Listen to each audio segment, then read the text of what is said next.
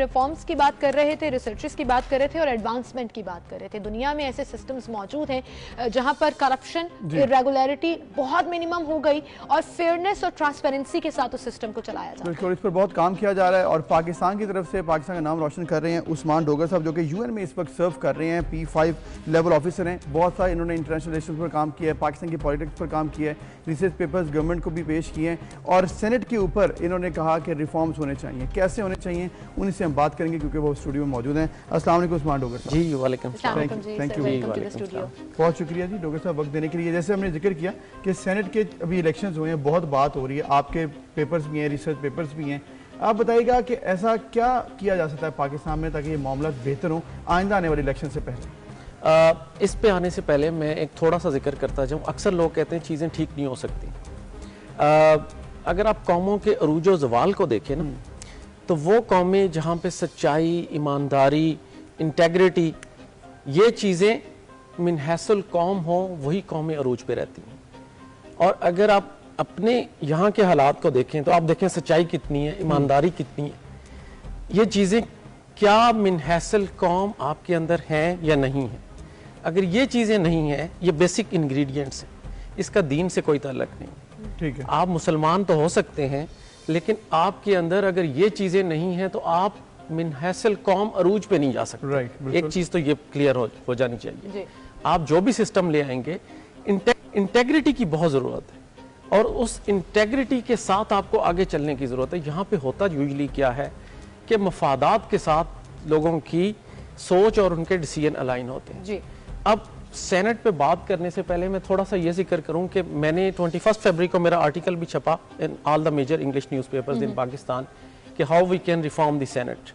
तो वो लिखने से पहले मैं यही सोच रहा था कि हर सेनेट इलेक्शन से पहले एक वावेला मचता है कि जी हॉर्स ट्रेडिंग होगी, लोग बिकेंगे, ज़मीर जागेंगे। तो ये मैं हैरान हूँ कि ये हमारे ज़मीर इलेक्शन से पहले क्यों जागते हैं। अच्छा, अगर इलेक्शन से पहले ज़मीर जागते हैं तो उसके बाद फिर सो क्यों जाते हैं। अब वो वादे जो पहले किए जाते हैं बाद में उनसे इनहराफ क्यों हो जाता है। तो इन सब को अगर आपने अवॉइड करना है तो आप सिस्टम ऐसा ले आए ना कि फिर चाहे किसी का ज़मीर जागे, चाहे जो मर्जी हो, वो सिस्टम इतना स्ट्रांग आ जाए कि फिर ये ज़मीर जागने से या इन चीज़ों से फ़र्क ही ना पड़े। बिल्कुल, लेकिन पॉइंट सिर्फ इतना है ना कि हम जब ऑपोजिशन में होते हैं तो हमारा स्टांस कुछ और होता है, जब गवर्नमेंट में आते हैं तो स्टांस कुछ और हो जाता है। हर कोई अपने अपने मुफाद के बारे में सोचता है और अपनी अपनी तरीके से सोचता है। But what is that system जो एक इंस्टीट्यूट है जो रिगार्डलेस कि गवर्नमेंट किसकी है, किस पार्टी की नहीं है, मेक श्योर कर सके कि फेयर एंड ट्रांसपेरेंट इलेक्शन हुए हैं। आपकी सजेशन? जी exactly, I think it's a wonderful question, I must appreciate क्योंकि आपने बड़ा पर्टिनेंट क्वेश्चन पूछा। मैं एनालाइज कर रहा था पाकिस्तान के सिस्टम को। एक तो ये व्यूअर्स को मैं बताता चलूं कि 73 से पहले यहाँ पे कोई सेनेट नहीं था। 73 की कंस्टिट्यूएंसी असेंबली लेके आई 73 में फर्स्ट टाइम सेनेट, तो आपकी सीटें 45 थी। 77 में ये बढ़ के 65 पे चली गई, फिर 77 पे चली गई 85 में, एंड देन मुशर्रफ साहब ने इसको इंक्रीज करके 100 पे ले गए और जरदारी साहब की गवर्नमेंट में उन्होंने 4 सीट्स नॉन मुस्लिम्स के लिए भी ऐड की। बड़ा अच्छा कदम था। तो ये 104 पे चली गई। अब ये ग्रेजुअल इंक्रीज हुई और देखें जहां अच्छी चीज़ है वो भी हमें अप्रिशिएट करनी चाहिए।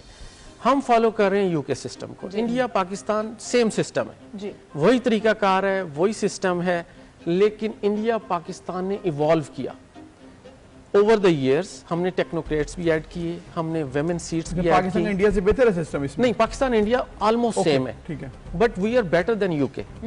यूके में सिर्फ एक फीमेल कैंडिडेट थी और दैट टू रिजाइंड इन 2020। तो आप कह लें कि वहाँ वुमेन एम्पावरमेंट बिल्कुल जीरो हो गई। वहाँ हाउस ऑफ लॉर्ड्स जिसे आप कहते हैं वो उनका सेनेट है, तो उसकी सिलेक्शन का इलेक्शन का सिस्टम तो हमसे भी ज्यादा गया गुजरा है। एक तो ये आपको क्लैरिटी आनी चाहिए।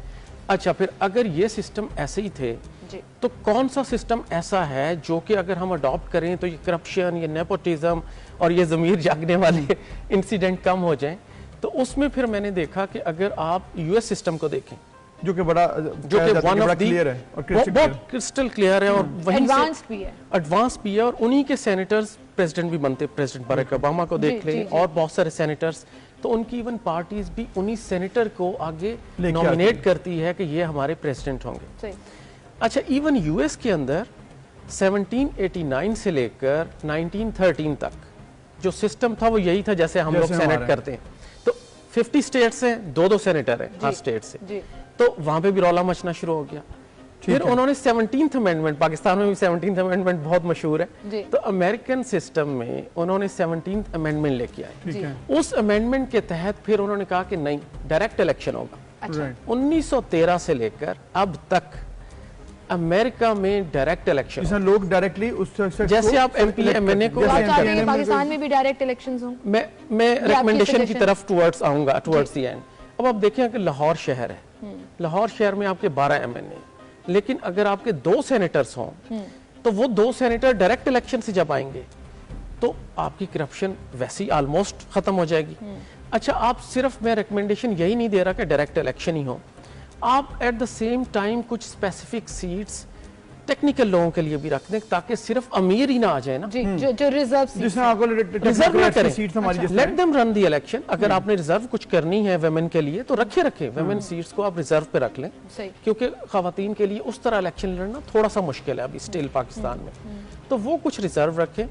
बट जो आपने बाकी इलेक्शन कराने हैं वो सारी की सारी सीट्स मिक्स मैच कर। डॉक्टर साहब, फिर देखिए, आपने कहा कि डायरेक्ट इलेक्शंस हों जैसे कि अमेरिका में होते हैं, और आपने कहा कि वो आइडियल सिस्टम है, लेकिन अगर हम जाते जाते ये आपसे पूछें कि पाकिस्तान में अगर दोनों ही इलेक्शन, यानी कि जनरल इलेक्शन भी हों, एमपी एमएनए को भी इलेक्ट कर रहे हों, दूसरी तरफ सेनेट के इलेक्शन भी हों डायरेक्ट इलेक्शन, तो क्या ये पॉसिबल है इस टाइम, या फिर हमें कोई बहुत बड़ी अमेंडमेंट करनी पड़ेगी? देखिए, कॉन्स्टिट्यूशनल अमेंडमेंट के बगैर तो आप ये नहीं कर सकते, और कॉन्स्टिट्यूशनल अमेंडमेंट के लिए विल चाहिए ना सारी पॉलिटिकल पार्टीज की।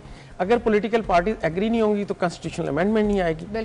तो फिर क्या आप सुप्रीम कोर्ट से डायरेक्शन लेंगे कि वो आपको, वो तो पिछले दिनों में पार्लियामेंट पिछले दिनों में बात थी कि जी आप ओपन बैलेट कर दें, तो उससे भी ये था कि ओपन हो जाते हैं ना लोग। अब आप बात कर रहे हैं कि किसी ने यहाँ ठप्पा लगा दिया, किसी ने यहाँ ठप्पा लगा दिया, अब वो कहते हैं मिसअंडरस्टैंडिंग हो गई। तो इन सारी मिसअंडरस्टैंडिंग्स को रोकने के लिए कोई ना कोई तो आप फार्मूला निकालें जी, ताकि उसके ऊपर चल के तो आप उसको चीजों को रिफॉर्म की तरफ ले जाएं। अच्छा, एक और चीज मैं यहाँ पे बताना चाह रहा हूँ अपने व्यूअर्स को कि इस दफा 48 सीट्स पे क्यों इलेक्शन हुआ। होना तो 52 पे चाहिए था, आपकी टोटल सीट्स 104 है। देखिए, आपकी जो 25th अमेंडमेंट आई जिसमें आपने फाटा को मर्ज कर दिया केपी में, तो वो 8 सीटें कम हो गई। 8 कम हुई तो 2021 में 4 रिटायर हो रहे थे, वो 4 रिटायर हो रहे थे तो आप 48 पे आ गए। So that's also one of the reason. But having said that, one more thing I want to promote, I mean just to say about that is GB, Gilgit Baltistan को आप काइंड ऑफ प्रोविंशियल स्टेटस दे रहे हैं, chief minister आपने बना दिया। इससे पहले कि वहां से आवाज उठे कि जी हमारा सेनेट का शेयर किधर है, तो सूबा बनाने के लिए उसके ऊपर भी काम कर लेना चाहिए, उसके ऊपर भी काम कर लेना चाहिए। बिल्कुल, और ये बात आपकी बिल्कुल ठीक है कि अबूरी सूबा बनाया जा रहा है, उससे पहले जब सिस्टम रिफॉर्म होगा तो उसको भी रिप्रेजेंटेशन वहां पर मिलनी चाहिए।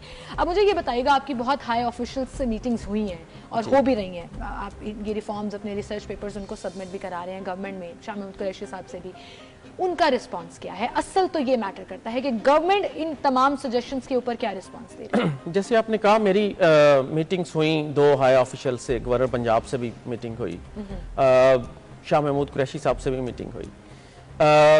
मैंने एक पॉजिटिव विल देखकर, रिस्पांस पॉजिटिव था, they really wanted to do the reforms.